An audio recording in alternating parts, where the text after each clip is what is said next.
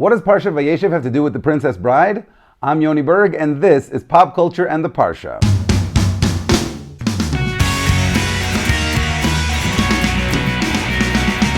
Welcome to Pop Culture and the Parsha, the series where I take the weekly Parsha and I connect it to some aspect of pop culture. Movies, TV shows, comics, plays, whatever.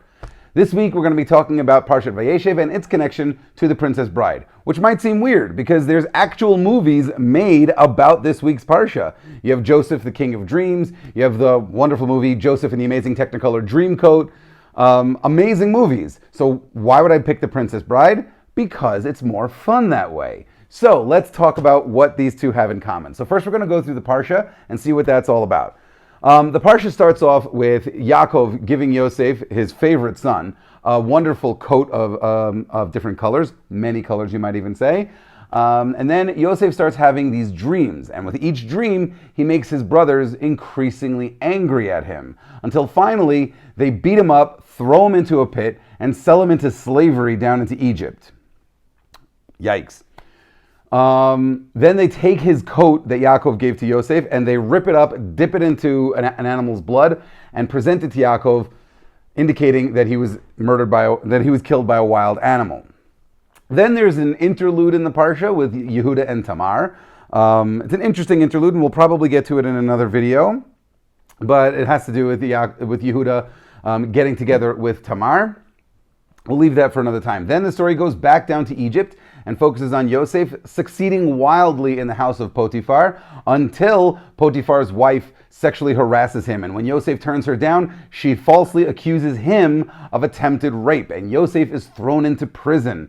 While he's in prison, he befriends a butler and a baker, and both of those men have dreams of their own, which Yosef accurately interprets. And that's pretty much the end of the Parsha. So what does any of that have to do with the Princess Bride? The Princess Bride is more or less a love story between this girl named Buttercup and her farmhand Wesley. But there's actually more to it than that, because Wesley is presumed dead when he goes off to seek his fortune.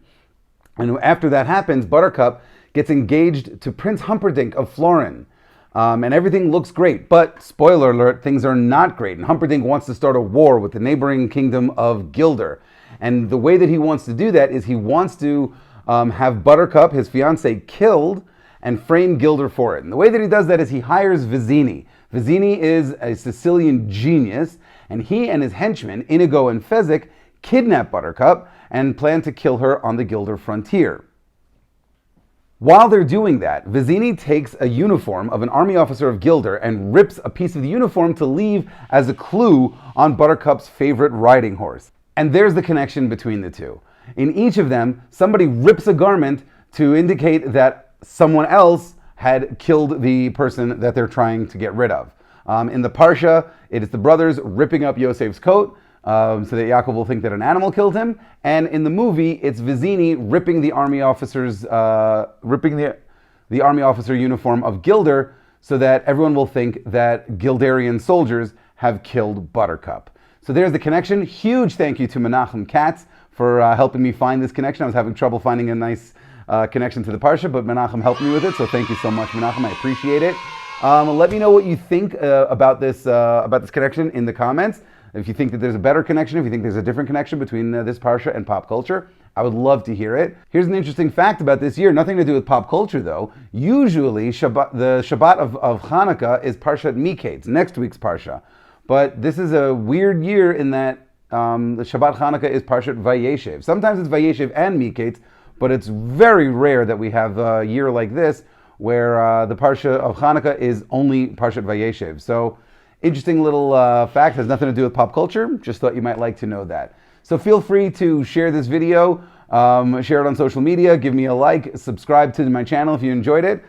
Be sure to let everybody know about it. Share this Dvar Torah at the Shabbat table if you want to. I think that it'll make a great something to talk about. And let me know what you think about it in the comments below. And until next week, Shabbat Shalom and Chanukah Sameach.